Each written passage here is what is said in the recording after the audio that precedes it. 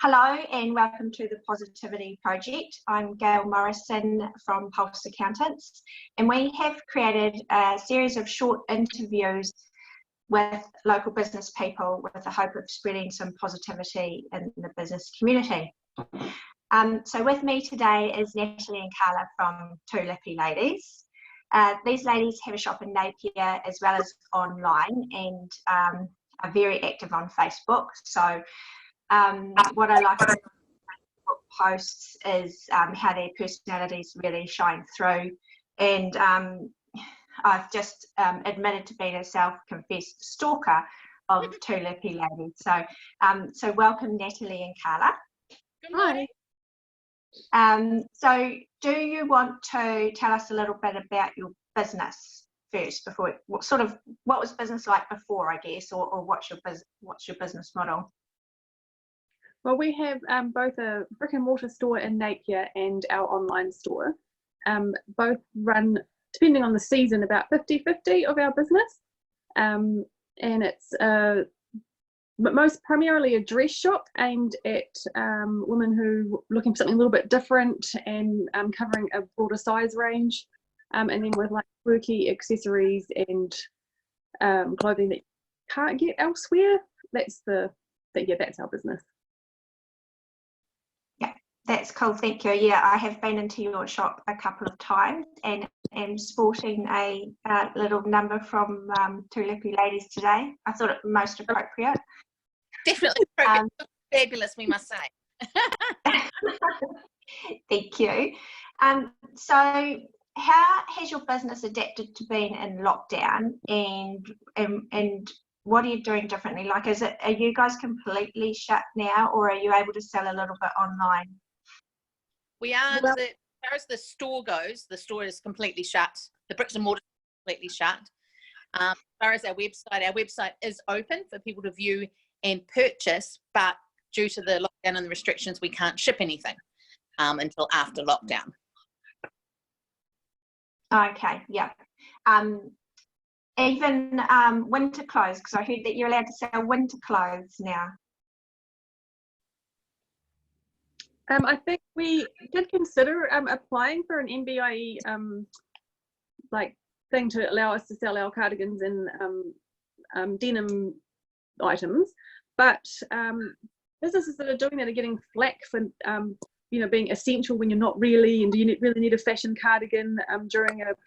So I think from a it's probably just not worth it. I think it's better just to and because we have only a couple of essential items that would fit into that category, I think it would be confusing and send kind of a mixed message. So we haven't applied for the thing to sell winter clothing. And we also don't have proper warm winter clothing in yet. Like, that's going to be delayed now because this is the time that we would be ordering it, but we can't. So yeah, at the moment, no, we can't.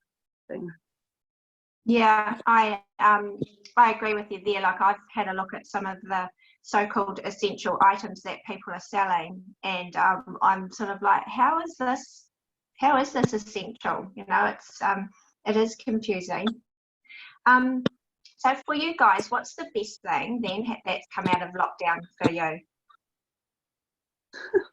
We're looking for silver linings. Business-wise, nothing really good has come of this. But it has been like we've just focused on our connection with our customers and just trying to stay simple and stay upbeat with our customers and like do fun stuff to connect with rather than focusing on sales. So that's been nice. From a business perspective, this is really bad. Karla? Yeah, I think. Yeah. Sorry, I was going to say, it's still keeping your presence online through Facebook and through our Instagram, and like Natalie said, still engaging with our customers, but in a different way. And we've been doing little challenges and photo challenges, and not just us, our staff, them involved as well, because people still like to see what they're doing. And we've got another couple of challenges to encourage people to keep watching and keep talking. Yeah, I think even if, like you say, if you're not out sell, it's working on your relationship marketing, isn't it? And just making sure that you're still front of mind. So a bit of a creative question. What do you think the world will look like for business at the end of lockdown? I think it's going to be really quiet. It might be busy in the beginning when everyone first gets released from prison, but I think after that it's going to be quite quiet. People will be keeping their money in their pockets because so many of our customers won't secure jobs going forward. Yeah, so I think it's going to be, hopefully everyone remembers good stuff like spending time with their family and doing simple things. But business-wise, I think it's going to be quite quiet for a while, uncertain. Yeah, what do you think, Karla? I definitely agree. I think there's going to be certain, burst out to start with, but I think people will be holding on a little bit more and really looking at what they're spending on. And yeah, it will be quiet. We hope not, but it'll take a little while just to get back and still get people through the doors, both online and our bricks and mortar as well. Yeah. So what would be, question for each of you, what would be your top tip for staying positive during lockdown? For me, it's really been just still talking to people and connecting to people, and we've been checking in on our staff, ringing them every couple of days and seeing them face to face, the internet forums like this.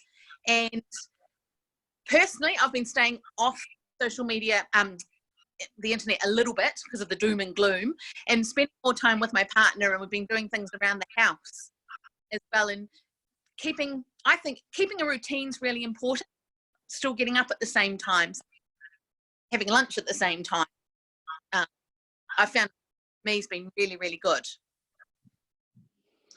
Yeah, for me, the focus has been on my kids, like trying to keep them happy, and that, that's an all-day kind of a job, and that's actually been quite fun, like coming up with things to do.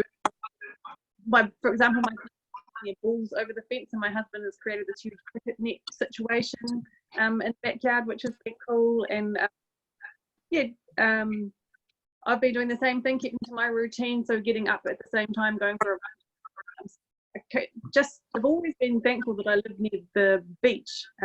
Honestly, I just feel so privileged that I can, the beach is in my bubble.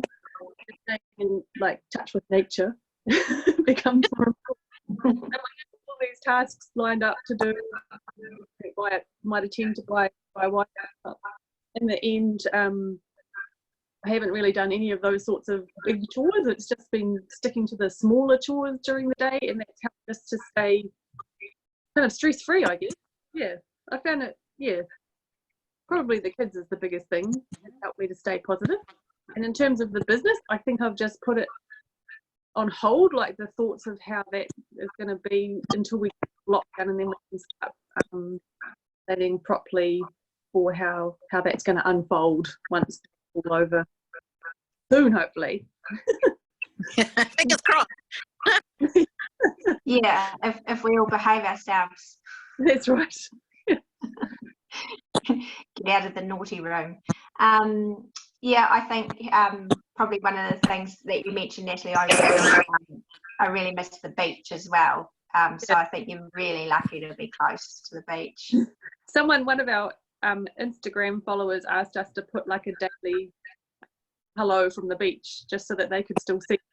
Now when I've tried and remember to take my phone down there to get a picture of the ocean, because it does look quite different every day. So yeah.